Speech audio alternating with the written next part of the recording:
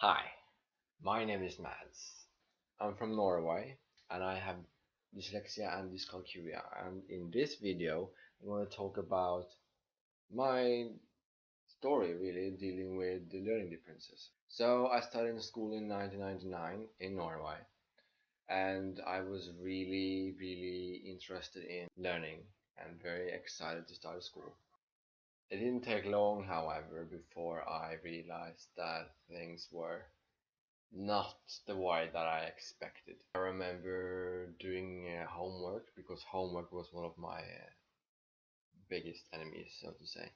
I was sitting outside in the garden, and my sister sitting on the other side of me, and she learned to read watching me doing my homework, and that really frustrated me because why could she learn to read what I didn't understand it, reading it the right way?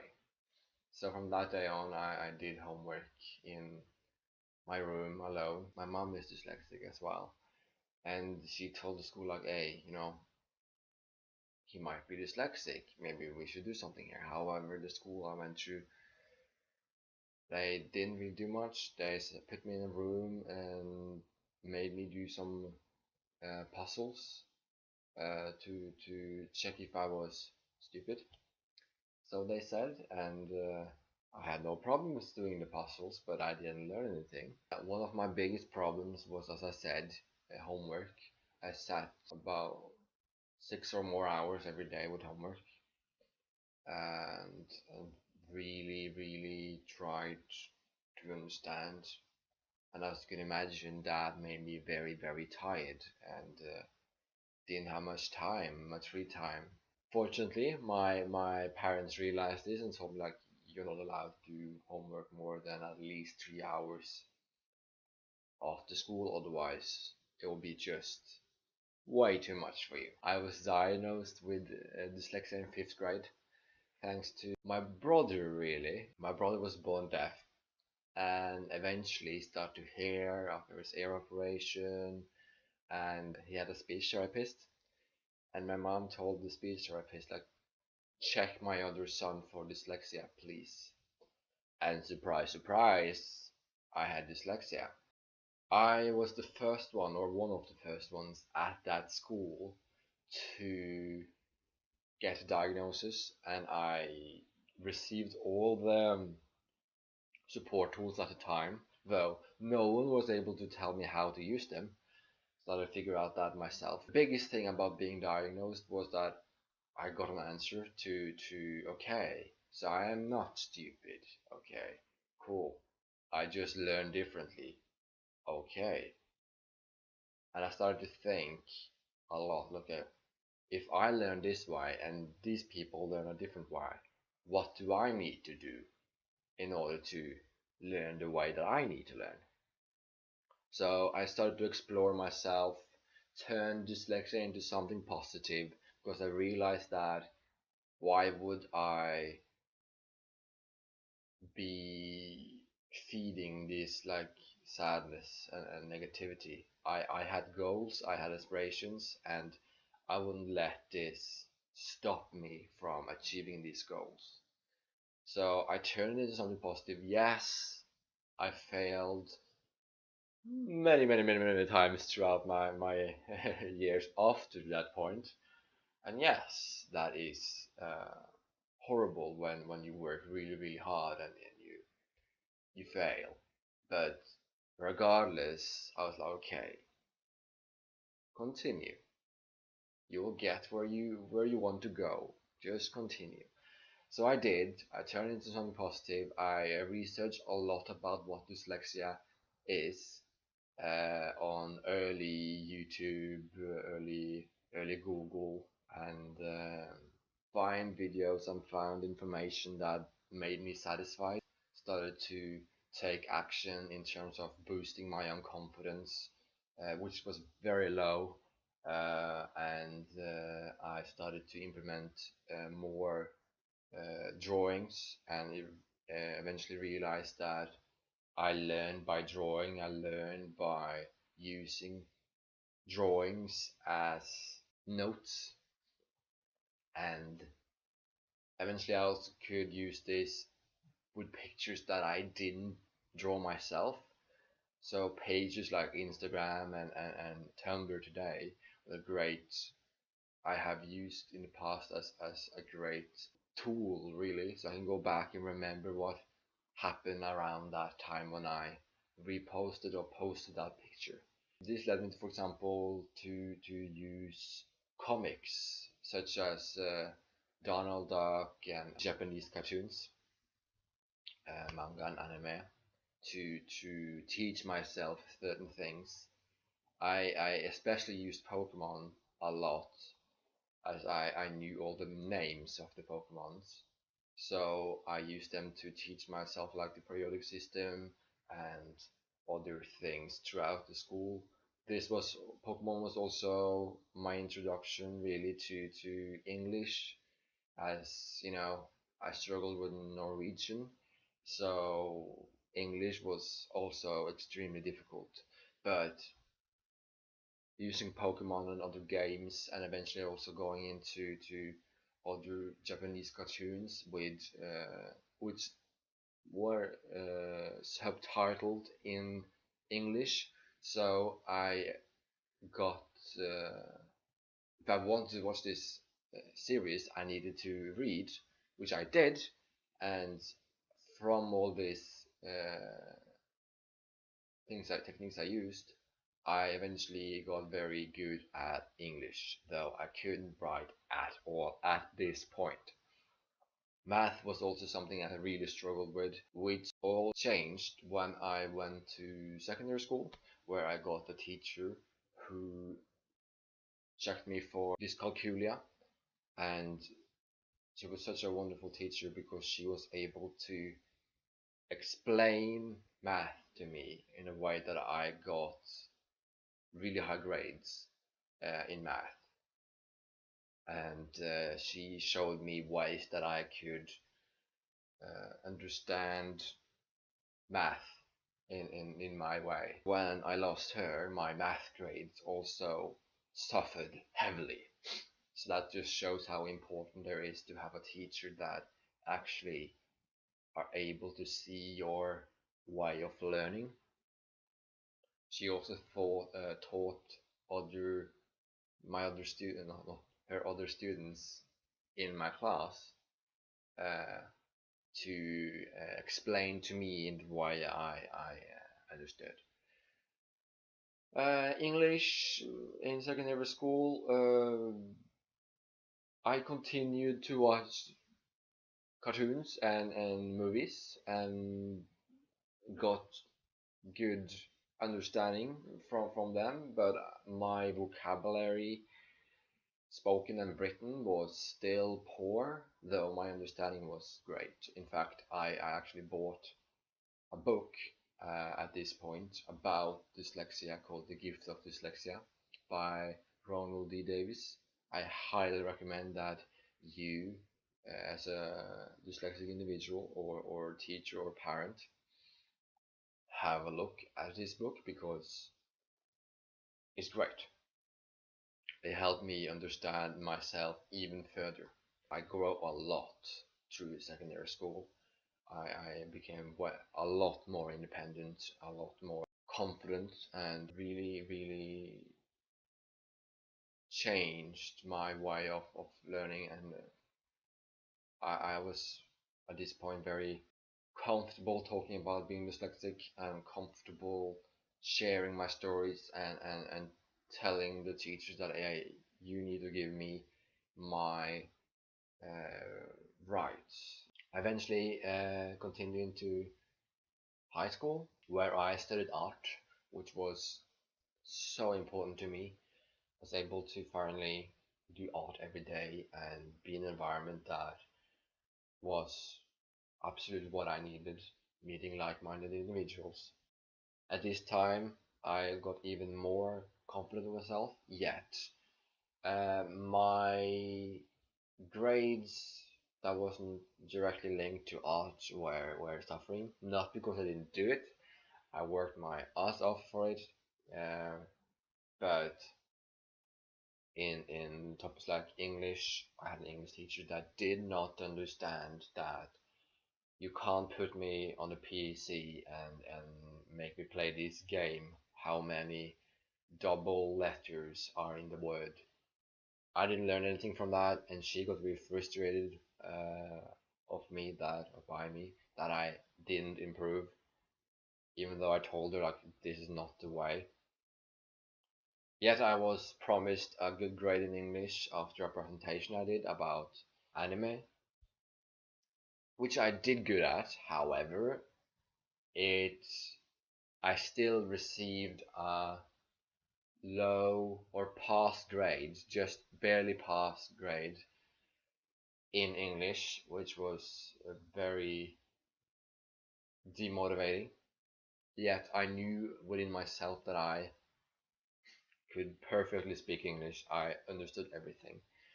And math, on the other hand, did absolutely horrible.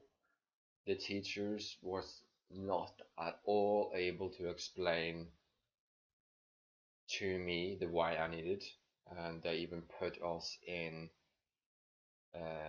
groups of who's good at people who are good at math and people who are bad at math. Obviously, I wasn't a bad one, but there was also people who was not interested in learning math, so I never really received help. This eventually changed in the last year, and I got a teacher.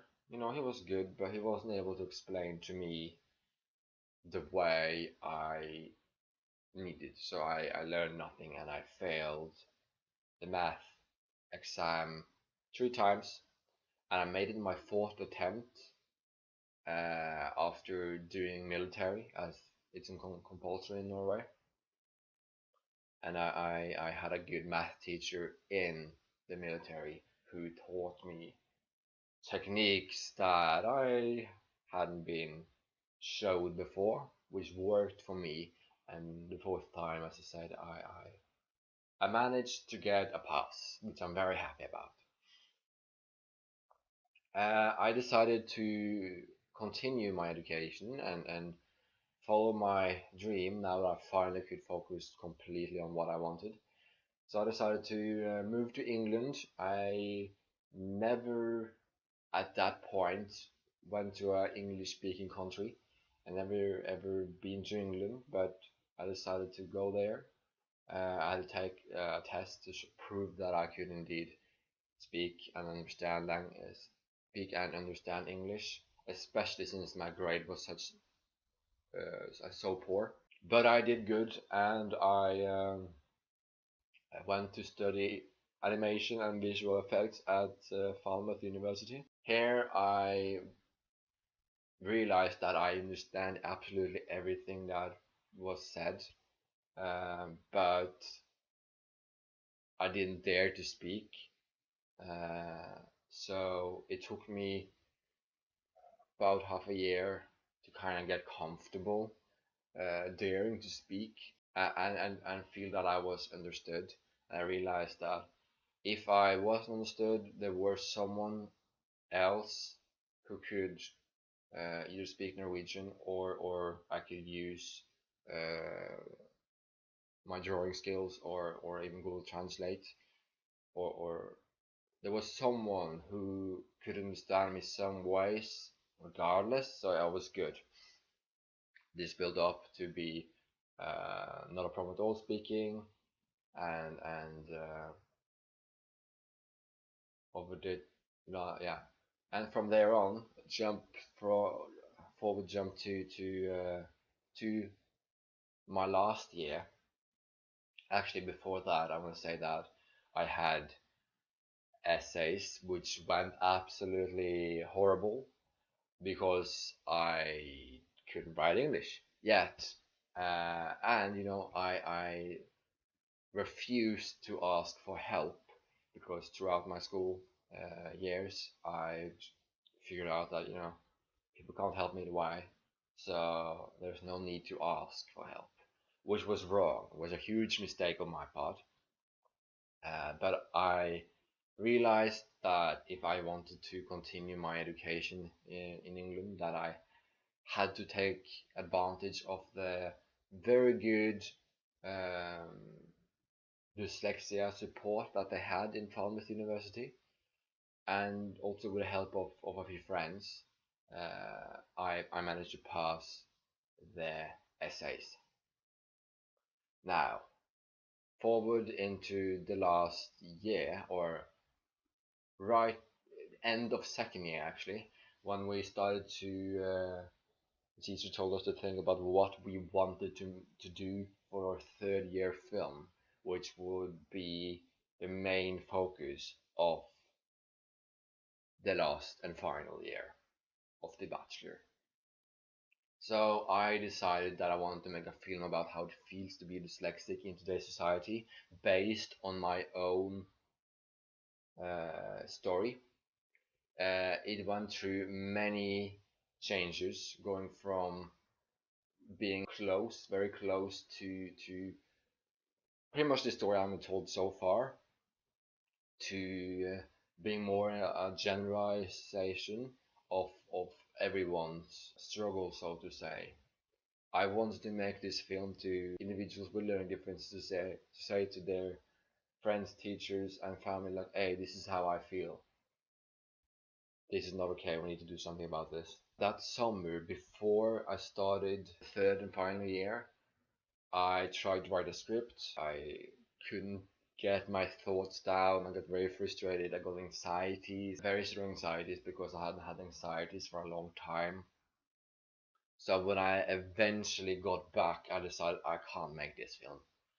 Happily for me, I had a good friend that was there to support me. She was the same who helped me with the essays, and she brainstormed with me.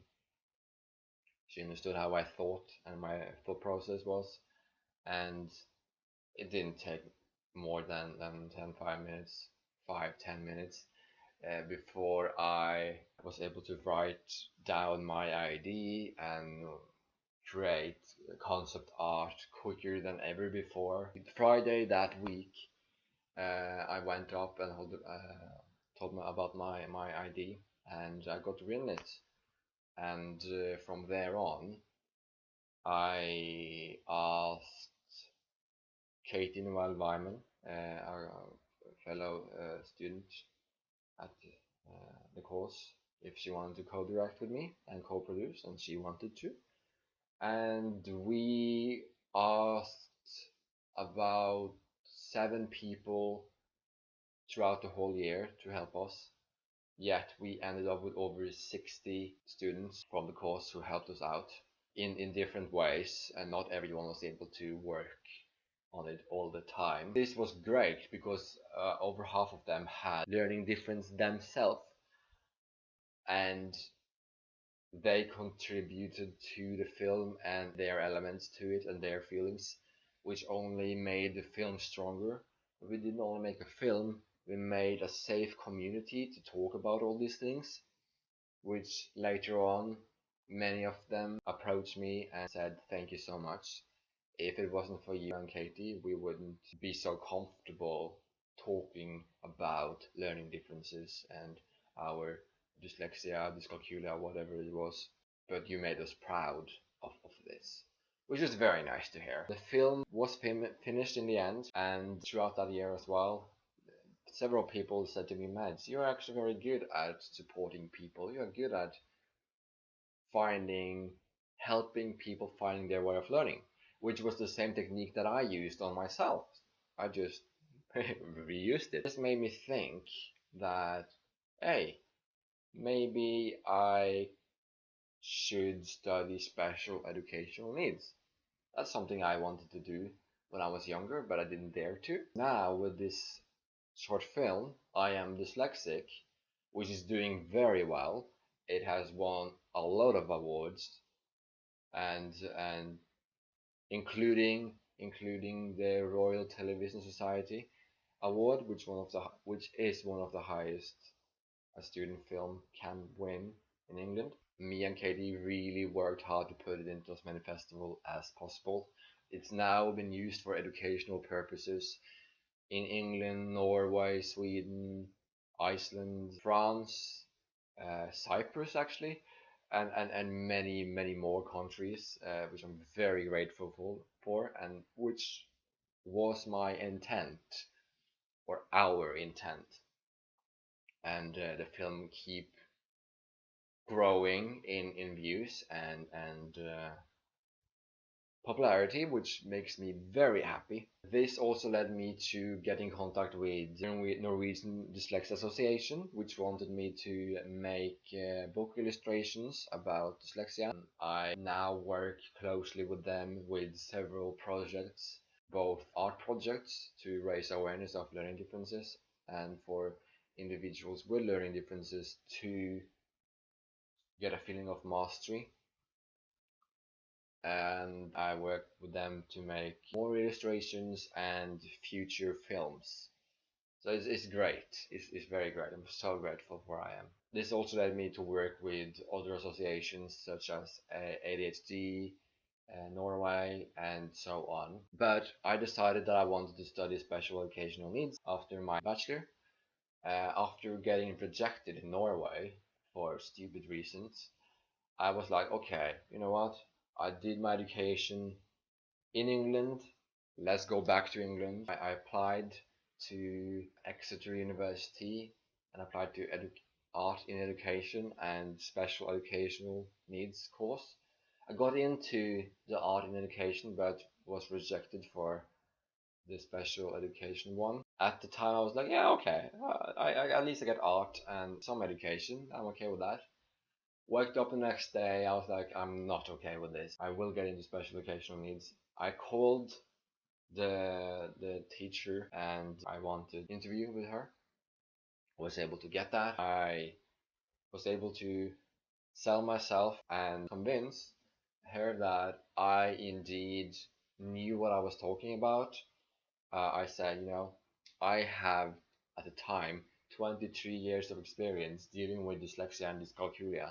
I helped many other individuals throughout my life with learning differences. I made a film about learning differences, where we helped loads of people with learning differences.